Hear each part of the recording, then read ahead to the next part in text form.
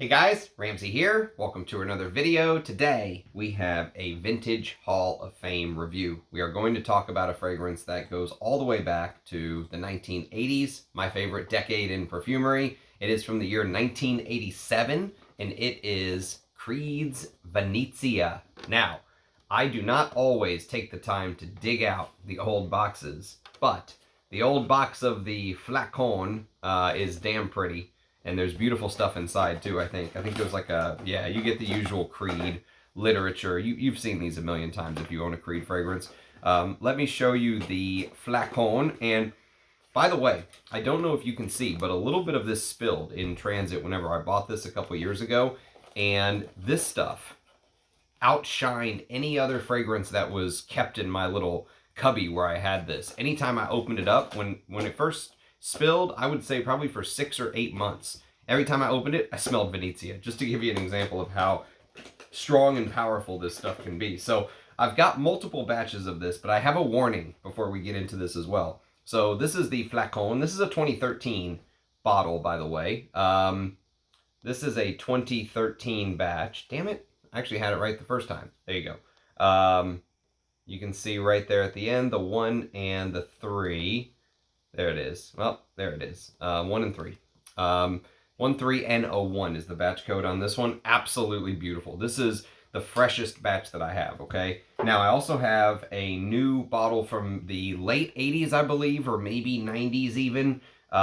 It basically looks like this. This is when Creed had packaging that looked like this. And this is fresh because it was never sprayed whenever I bought it. And this is actually very important with this fragrance. You want to buy either an unsprayed bottle because for whatever reason, Vanisia has a tendency, if you buy like a half-used bottle, this was actually sent to me for free by a Nuge, so I can't complain, but this half-used bottle has, I don't want to say it's turned, but it's dull, okay? It doesn't have the pop. Like if you based your thought process on the fragrance off of a partial, you may want to revisit the scent is why I basically bring this up, okay?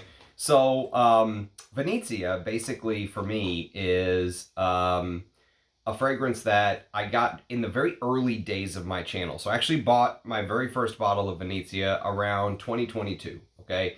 And if you go watch my very early videos, and you can, if you care to see how much I love Vanisia, go watch my early videos on just talking about some of these women's fragrances and stuff like that. And for me, I said that Vanisia was the find of 2022. This was the find of 2022 for me. And if you really want to see how highly I think of Vanisia, okay, go watch my Creed ranked family portrait that I did. That video got a lot of love, a lot of views, a lot of comments, all that stuff, and go see how high I ranked Vanisia on the all-time Creed releases just to see how much I love this fragrance. So I say all that just because I feel like no matter what I say about this fragrance, I really cannot capture how the fragrance makes me feel. It's very tough to capture an emotion like that. And so it's also slightly humorous to me kind of watching the current Creed ownership, which is currently owned by Kering. So Olivier Creed and his family, when they owned Creed privately, ended up selling them to BlackRock, and then that was maybe 4 or 5 years ago. And then a year or two ago, BlackRock sold it to Kering. Okay, now Kering has been really taking advantage of the Creed brand and releasing stuff hot and heavy now that they purchased the brand. But I always find it slightly humorous to see them trying to distance themselves from Olivier Creed's marketing back in the day when it was privately owned. And he made some outrageous claims, outrageous. And so what's so funny is that if you go to the Creed website and you just search Vanisia, and you can do this, and this is how I decant from the from my flacon, by the way, I just decant into something like this and spray away, and then whenever it's gone, you can refill, right? But go to the Creed website, type in Vanisia, hit search, and just get ready for a laugh, because if you go, you'll notice that, well, first of all, there is no more EDT. It's not being sold anymore. So the eau de toilette, as far as I can tell, is discontinued. Even though Parfumo still shows that it's in production, you can't buy it on Creed's website any longer. But you can buy some other sort of products, let's say, okay? So you can buy the room spray. You can spend almost $100 on a Venezia room spray, or you can buy some candles of Venezia. But they've changed the way that they are describing the fragrance, and I'll tell you exactly what they say in just a minute. But if you go and search some of the old proclamations from Creed, which are my favorite, just for the laugh, Creed used to say that Venezia was created for Maria Christina of Augusta, who was the great niece of Queen Marie Antoinette of France. After the passing of her husband, King Alfonso XII of Spain, the widowed queen consort became queen regent. Given her newfound status, Maria Christina wished to make a style statement like her storied French relative, which is just like, wow. What in God's name did I just read? Now, what is in place of such a proclamation now on the Creed website, you may ask? Well, go look it up for yourself if you don't believe me. Now what's in its place is Venezia is inspired by India. Venezia is full of delicate swirls of dreamy vanilla punctuated against a warm amber note. Where is Queen Marie Antoinette? Where is the great niece of Queen Marie Antoinette? Where'd that all go all of a sudden, right? All of a sudden it's being swept under the rug quickly. And it's funny because thank God the internet does such a great job of saving all of this information, because Creed, I would not be surprised one bit if, in trying to distance themselves from some of the claims Olivier Creed made, that Creed would be the type of company that would go after people who started talking about some of their past. You know, they would be the ones going, "You internet tricksters, we never said any of these things. These are deep fakes. These are cheap fakes. These are not the drones you are looking for." It just feels like, we're living in that kind of world nowadays, unfortunately. But I love the funny ass backstories of Creed. I'm not going to lie. So Creed's claim, basically, when they released this in 1987, is that they basically made this like over 100 years ago or something for a long dead queen, and they're just happening to re-release it to the public. And aren't we so lucky that they would release a fragrance that was basically built exclusively for the Queen of Spain, and that we're releasing it to the public. That's basically what Creed was saying when they released Venezia. Okay, so all that being said, Creed technically is correct when trying to describe their almost $100 room spray, that Venezia is an oriental perfume. That's exactly what it is. It is an oriental fragrance through and through. And some of my all-time favorite oriental fragrances will instantly come to mind when you smell Venezia. You will not be able to get away from it, okay? So if you go back 100 years ago or so, I actually have a review on the channel of Coty's Emeraude. And of course, the other one that comes to mind instantly is Shalimar. And I keep showing this bottle of Shalimar because it's just right here at hand. Some of the other ones are under lock and key. But any bottle of Shalimar that you can find, even the new stuff, is quite good. Guerlain keeps their modern formulas in great shape for a vintage like this. And shout out to Thierry Vasser for doing such a great job with the classics, okay? But it definitely fits into that standard operating procedure of Creed, whereby they take something that was slightly popular and they throw out the book, because perfumery back in the day was all about creating a fragrance with a certain smell in a certain budget. Okay, that was the whole thing. You wanted to stay within budget because that's how you made money. Well, Olivier Creed was the first one who was kind of smart enough to look at this and say, there's a whole nother market here that we're missing out on. And so what he basically did is he said, we're going to throw out that standard operating procedure book, and we're going to use the absolute tip-top, most expensive ingredients you can imagine to make the fragrance smell as if it's the highest quality fragrance out there. Now, some of the, let's say, compositions may not be the most original, but he was using ingredients that people laughed at him for. They would say, nobody would use that. Why would you use the most expensive sandalwood when I can create an accord that smells 95% the same? And he would say, it doesn't matter. We're going for the highest quality. And that was part of his genius. As much shit as we give him, we have to also balance that out with what he did. He was way ahead of his time in that. Now, I mean, it's thanks to him why people like Roja Dove basically exist now. I mean, I don't think Roja could have been Roja without Creed paving the way. And so that's basically exactly what they did in Venezia. Exactly. So here's the note listing, and it's a very short and very simple note listing. It is bergamot in the top, Bulgarian rose in the heart, sandalwood, ambergris, and vanilla in the base. That's it. 5 notes. 5 notes, okay? It's considered to be an oriental floral by Parfumo. And the blueprint of the oriental style that they basically took and tried to upgrade is one of my favorite styles of perfumery. I love Shalimar. I loved Emeraude. I was shocked by how much I really liked Emeraude. And you can go watch my review of that if you want to learn more about Coty Emeraude. But when I first smelled this, I instantly drew the comparison to Shalimar in my head, okay? But I also instantly thought, wow, this has to have real Mysore sandalwood and real ambergris in it. That was the first thing I thought. I was like, the ingredients smell off the chart. They smell so amazing. I've got about an hour, maybe an hour and a half dry down here. It's a very strong and fragrance that lasts a long time as well.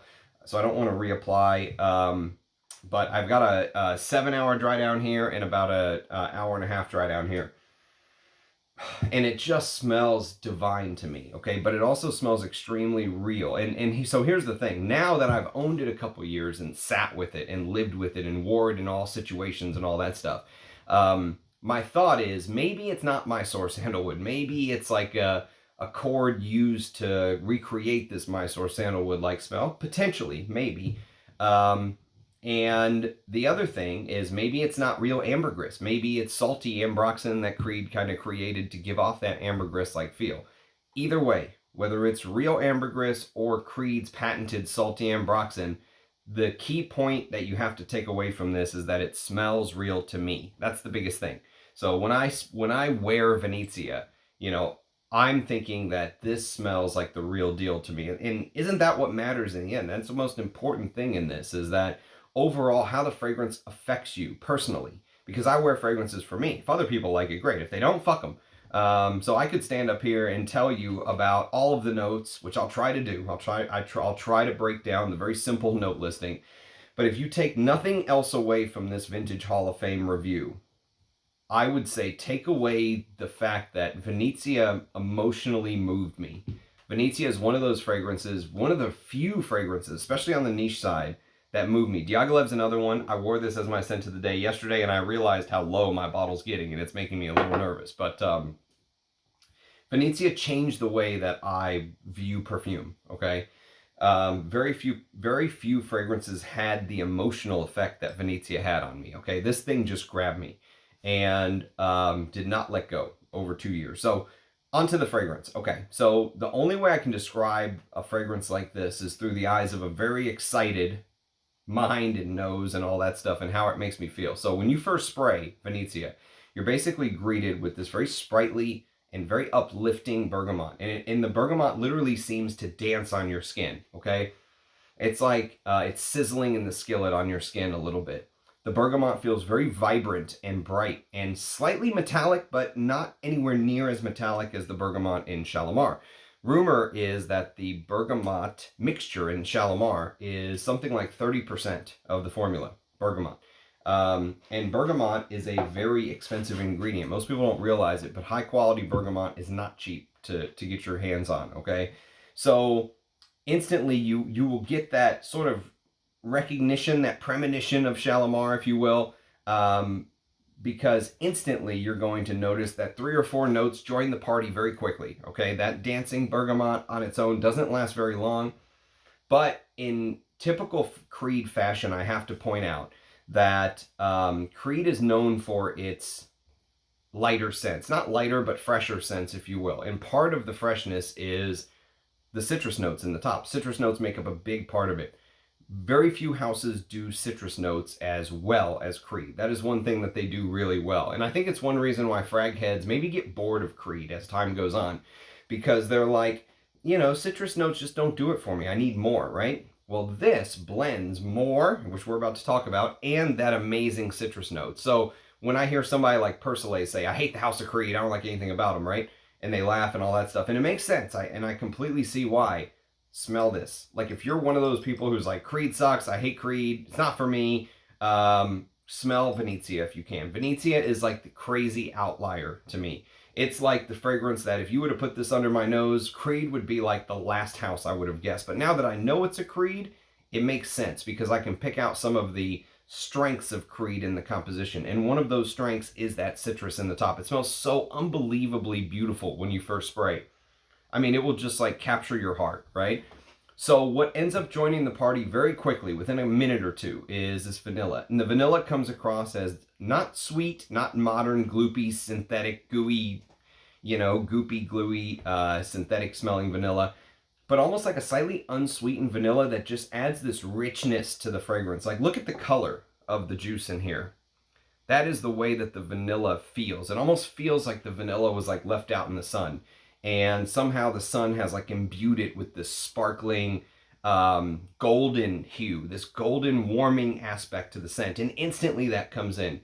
And that golden warming aspect sparkles. I mean, it literally sparkles. And that's where you start thinking ambergris right away. I mean, a couple minutes in, you start thinking, man, this smells like you're getting, the sun sparkling off vanilla instead of sparkling off the ocean. It's like you're getting sun sparkling off this unsweetened vanillic pod, okay?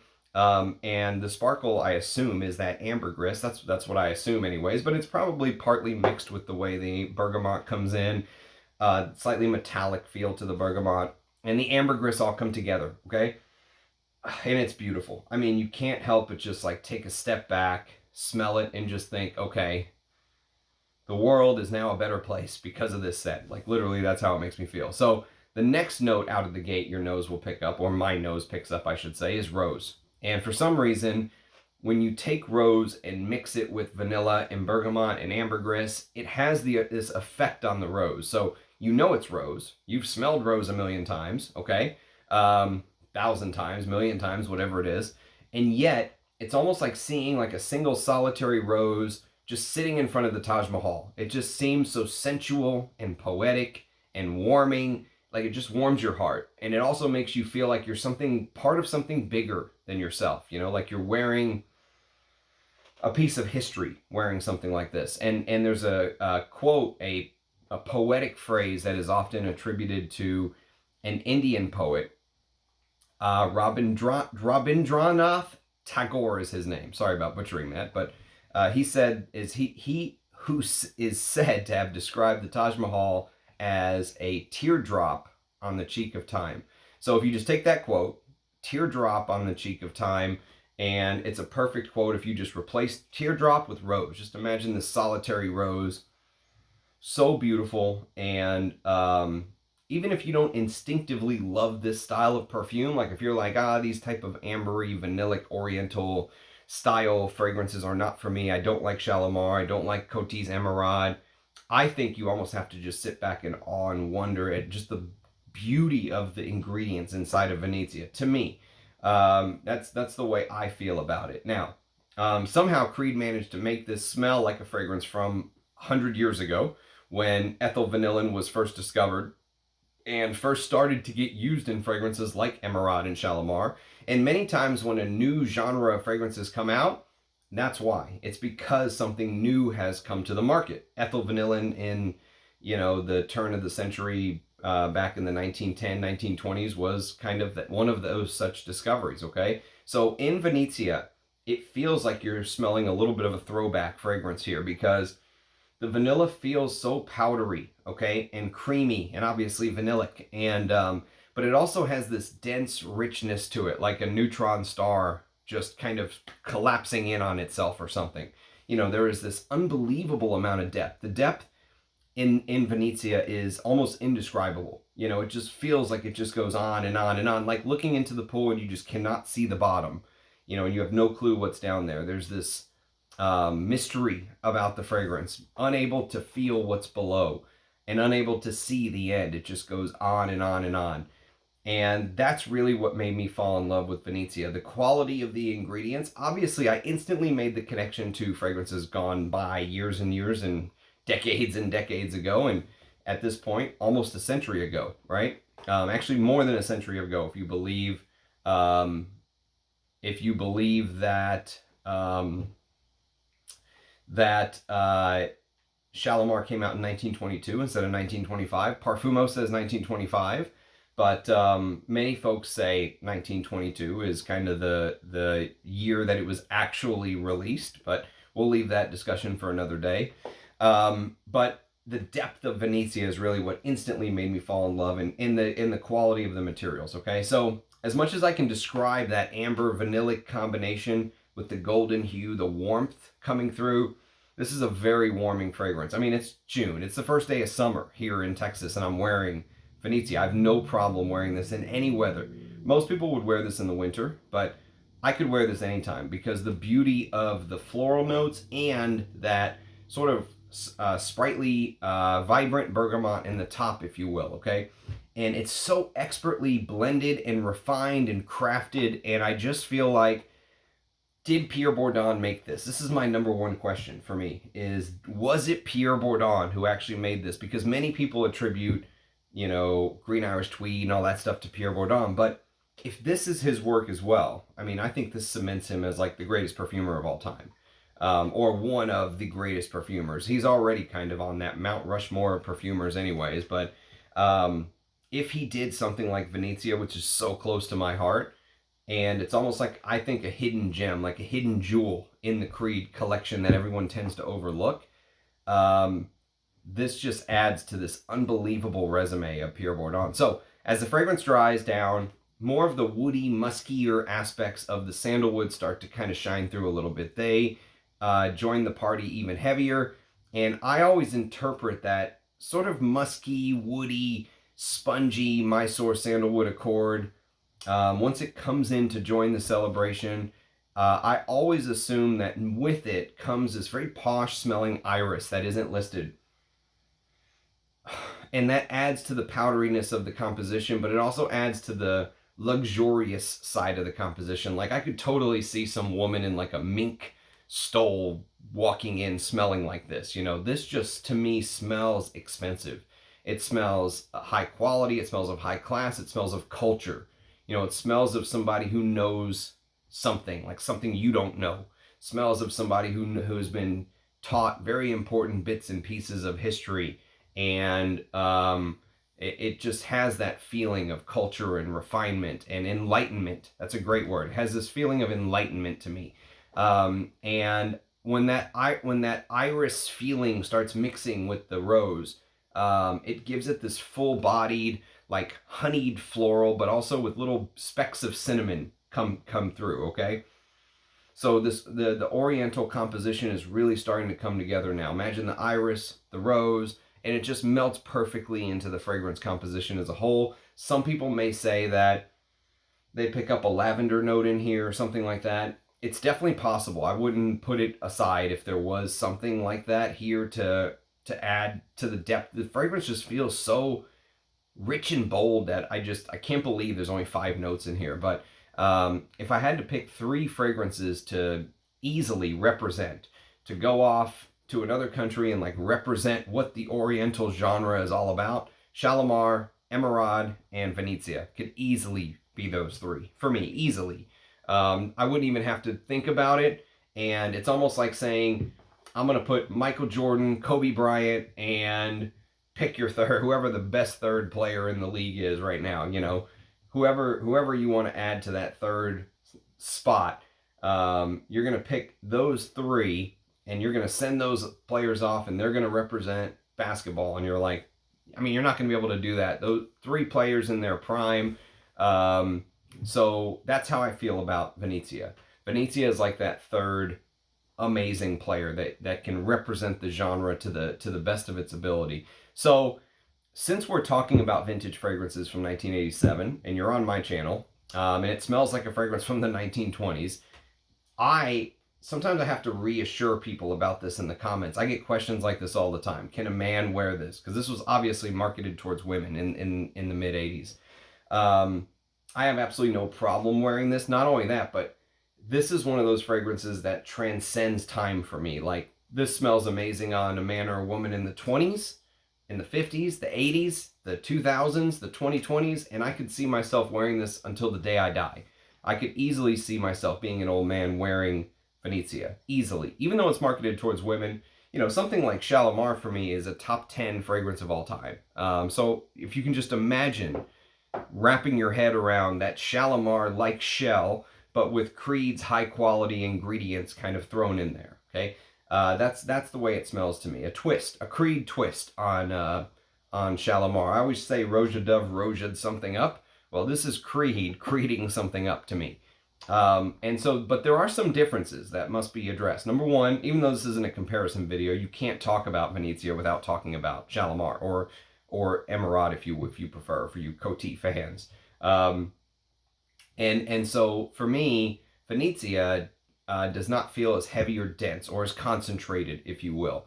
The use of Creed's like patented sandalwood and ambergris combo into the dry down makes it feel like you're walking on shoes that have this air pumped into them. It's almost like remember back in the day, those old Nikes had that stupid little pump on the tab on the tongue of the shoe, and you could pump it up, and it would actually put air into your shoes. That's what Venezia feels like to me compared to Shalimar. It feels like you're kind of stepping on this extra spring in the fragrance that's just going to lift you off. You know, there is this feeling of like sponginess, of elasticity, and the beautiful sandalwood in here just gives that feeling, the spongy, elastic, but also condensed and woody feel, like a spring getting ready to blast you off, you know, or jumping on like a bounce house or something. I don't know, but there's definitely that feel about it that I don't get as much in Shalimar. The other side is that Venezia, compared to its predecessors, doesn't feel as animalic. It doesn't feel like there's that feeling of two bodies kind of come together making love, and each body's sweat pressing against the others. You know, it doesn't have that feeling to it. It doesn't have the animalic, slightly leathery side. Shalimar has more leather into the base. This one feels a little bit cleaner, which if you know my taste, you may be thinking, alert, alert, alert, Ramsey's not going to like it. But it's actually the opposite, because even though this feels cleaner, it doesn't have the dirtier aspects of Shalimar, which you may think I would thumb my nose at, but the reality is I don't, because every time I wear it, I am just like blown away by this pleasing, beguiling, beautiful aspect of the fragrance. Like, the materials in here just come across as so gorgeous, you know, like Mozart playing a symphony or something. There is just this beauty aspect to Venezia every time I wear it, and it grabs me every single time. Like I said, very rarely has a fragrance just grabbed me and not let go for years, where sometimes I'll get bored of stuff and go and kind of come back to it later on, but usually I'm happy to move on to something else. Never with Venezia. Every time I've worn this, every single time it's been like a perfect wear, whether it's this bottle or this one. This one, like I said, feels a little bit dull, but then again, it's got a lot of air into it, and you know, it could be very old is the other thing. So there's a third bottle type that they come in now, the feminine style bottles. I haven't smelled that one, but I think it corresponds to my flacon in one way or another. So basically, in conclusion, for me, one of the all-time great ambassadors of the Oriental style. If you are a fan of Shalimar or Emeraude or anything like that, I would heavily, heavily urge you to try Venezia while you can. And there's still bottles floating around at a great price. From my experience with the 2013 batch, I would say go for whatever bottle you can get, honestly. And just be careful buying partials of Venezia. So that's my take. I absolutely adore this. It is easily my favorite Creed feminine marketed fragrance, if that makes sense. I haven't smelled everything, but from what I've smelled, this is easily my favorite feminine targeted Creed release. So I hope you guys enjoyed this review. The other thing is, there are no reviews of this on YouTube. I looked it up real quick. There was like an unboxing or something, but every time if you go to Creed Venezia, it all shows like me showing my bottles in like my, this is not a top 10, or this year in perfume, where it got highlighted and I put it in the description. I cannot believe no one has reviewed this, because I really think that this deserves so much more attention than it gets. I think it's probably the greatest creed. Honestly, I think it's objectively the greatest creed. Now, I love wearing Aventus. I'm not gonna lie. I'm a huge Aventus fan. I love wearing Green Irish Tweed. I love wearing Himalaya. I love wearing Tabarome Millesime. I'd love to get a bottle of the original Tabarome, or vintage Tabarome, whatever they call it. But there's so many creeds I enjoy wearing, and more creed reviews will come. I still have to review things like original Santal, original Vetiver, all that stuff. But this one just stands out as really something special to me. So, and that's saying a lot. So, very glad to have what I have. Prices are not outrageous from what I looked at online, just because no one talks about this. So, hopefully doing Fragcom a service with this one. I would love to hear your thoughts. If you have any opinions, if you've smelled Vanisia, if you're familiar with the DNA, do let me know. But I appreciate everybody, as always, watching, commenting, liking, subscribing. Thank you to everyone who follows along every time I upload one of these videos. We are coming up on 9,000 subscribers, and we're coming up on 1,000 videos sooner than later. So a lot of big milestones for the channel. So it's been a blast. As always, cheers, guys, and I'll catch you next time. Bye-bye.